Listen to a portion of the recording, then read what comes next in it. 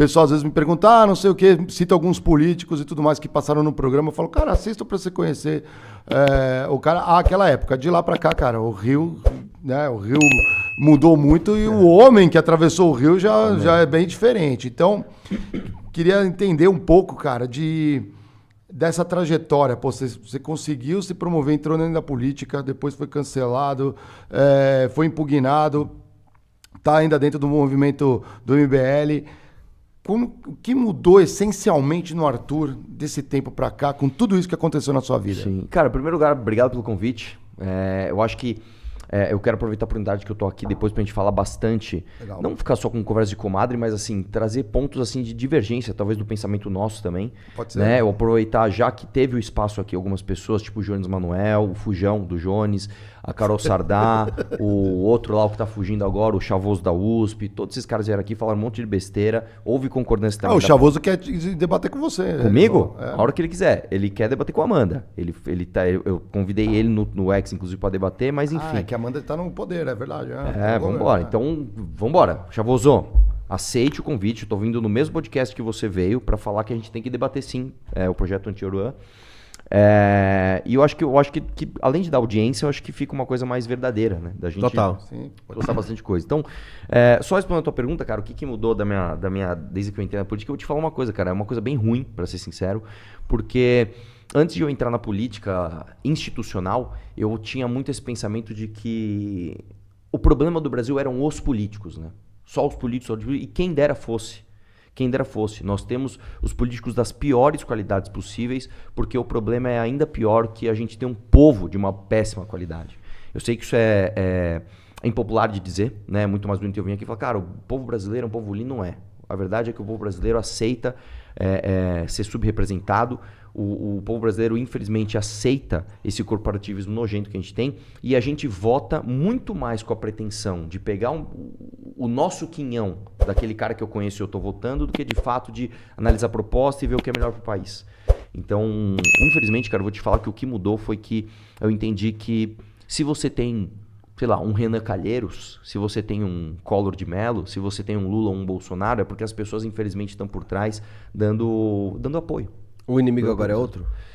Eu não diria que o inimigo agora é outro, porque o inimigo sempre foi o mesmo, cara. A gente sempre teve... Eu diria pra você que hoje no Brasil, o problema do Brasil não é nem direita e esquerda, quem dera fosse.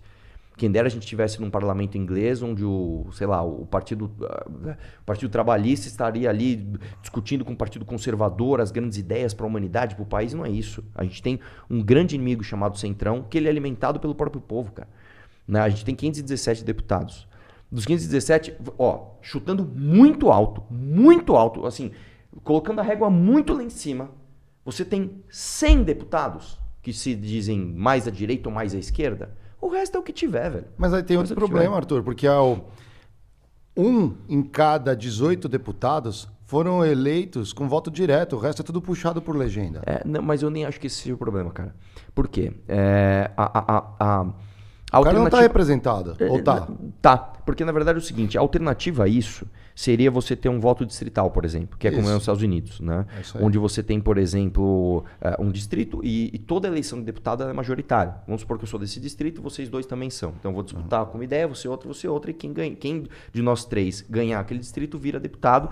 A vantagem disso é que você tem o voto de desconfiança. Então, por exemplo, votamos em você, pegamos você roubando. A gente tem um voto de desconfiança para te tirar, isso é ótimo. Qual é a grandíssima desvantagem disso? Todas as pautas minoritárias ficam sem representação. Então vou dar um exemplo para você. Vamos supor que você é uma deputada trans e a sua causa é a causa trans. Ela não é uma causa majoritária em nenhum distrito. Então quer dizer que a população trans não vai ter nenhuma representação? Acho que tem que ter. Você pode concordar ou discordar. Eu estou dando um exemplo de uma pauta minoritária. Mas quer dizer que é o seguinte, então a gente vai ter um congresso formado só de divisões de pautas majoritárias no país. Mas para isso existem mecanismos, por exemplo, plebiscito, convocação, esses movimentos podem tentar... É que assim, você pega, por exemplo, onde você tem voto distrital, você não tem uma rede de plebiscitos, né, para as pessoas, você não tem. E outra coisa, existe um grande problema plebiscitário, que as pessoas também acham que o plebiscito, a gente vai lá decidir o nosso destino. Isso não é verdade. Concordo que não... Quando você tem plebiscito, você tem grupos de pressão atuando. Então vamos lá, eu sou um padeiro. Eu tô preocupado em fazer pão, velho. Não estou preocupado em ficar todo mês, toda semana, qual que é a pauta política da vez? Nós vamos, não vamos, sei lá, mudar a regra, não sei o que lá. Por isso que a democracia representativa é você escolher alguém que você considera que essa pessoa se parece com você para que ela tome as decisões da política profissional por você. Essa política plebiscitária, tá? É uma ideia muito bonita, não sei o que lá, democracia líquida, isso não funciona em lugar nenhum do mundo, tá? Isso em nenhum lugar do mundo funcionou. Então, eu diria para você o seguinte, o problema do Brasil é o brasileiro, cara. É feio, é dolorido falar isso daqui. Mas é a verdade, velho. Vamos pegar eleições majoritárias. Vamos pegar, por exemplo, o senador. O Senado é uma eleição majoritária. Agora, ano que vem, a gente vai escolher 2, mas há 4 anos atrás a gente escolheu 1. Então, 1 senador por estado foi eleito. A gente escolheu bem nossos senadores? Pelo amor de Deus, cara, a gente não sabe escolher. A gente não sabe escolher. Dos 81 senadores, quantos são de direita ou de esquerda? Mas aí escolher é uma opção do eleitor. E o menu? Não, mas aí é que tá, cara. Se nós temos um problema de menu, e nós não temos, tá? Porque muitas pessoas se candidatam, então que se exija novas representações. Eu vou dizer para você o seguinte, hoje um cara, para ele ser deputado, qualquer partido quer. Você quer ser deputado, você tem 2 votos? Vem. Dane-se, você vai fazer voto para minha chapa. Não tem problema. O problema é o seguinte, o problema é, quando você começa a ter representatividade, e aí você começa a entrar numa faixa de voto, de expectativa de voto, aí sim, você está dando uma sinalização ao partido que você tem representação popular. E esta representação popular é ruim. É ruim. Hoje as pessoas que têm voto no Brasil, né, seja o cara que faz a cadeira ou que puxa os outros, que é puxado, são pessoas ruins e não é porque falta opção. Não, desculpa, tem muito deputado, tem muito candidato a deputado para você votar. Tem muito candidato a vereador para você votar. A gente vota mal.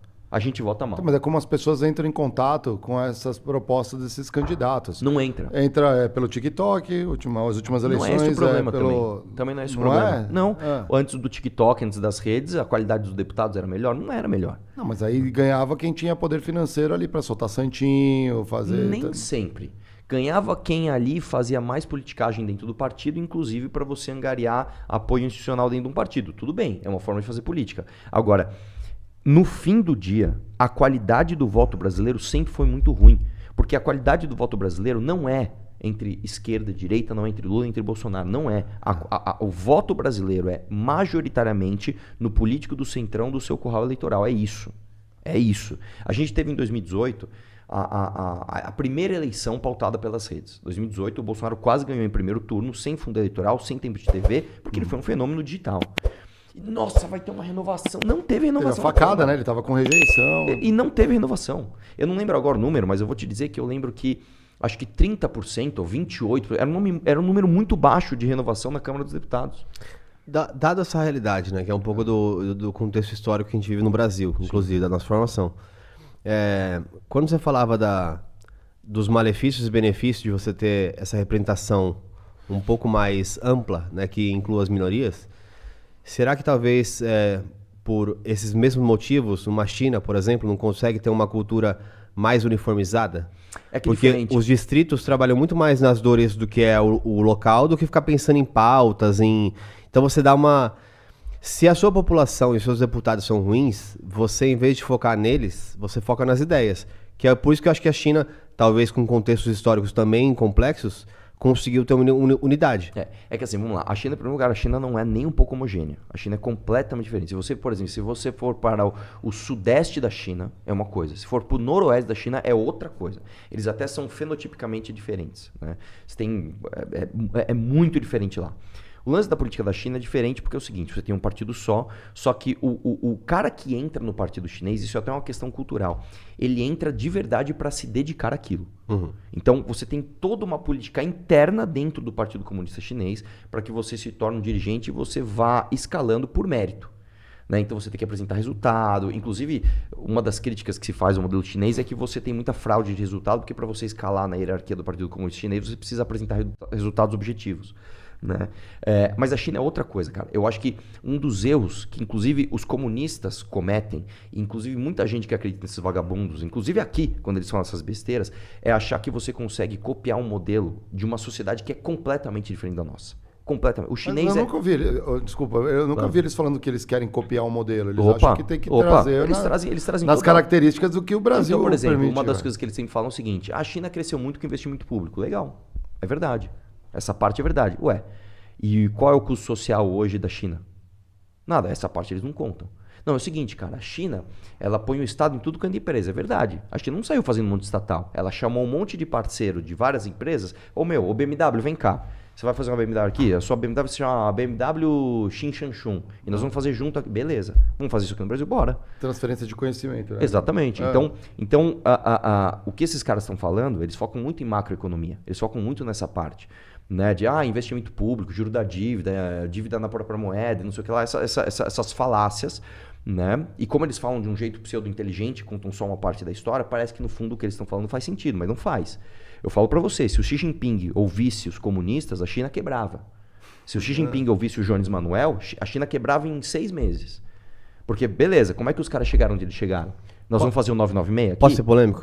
Por favor, fica à vontade. Inclusive, eu queria tocar num assunto polêmico, referente inclusive ao MBL. Eu quero aproveitar que eu tô aqui, o representante do MBL, pra gente colocar na mesa algumas coisas que foram ditas aqui, inclusive, né, sobre o meu movimento, sobre meus amigos, inclusive.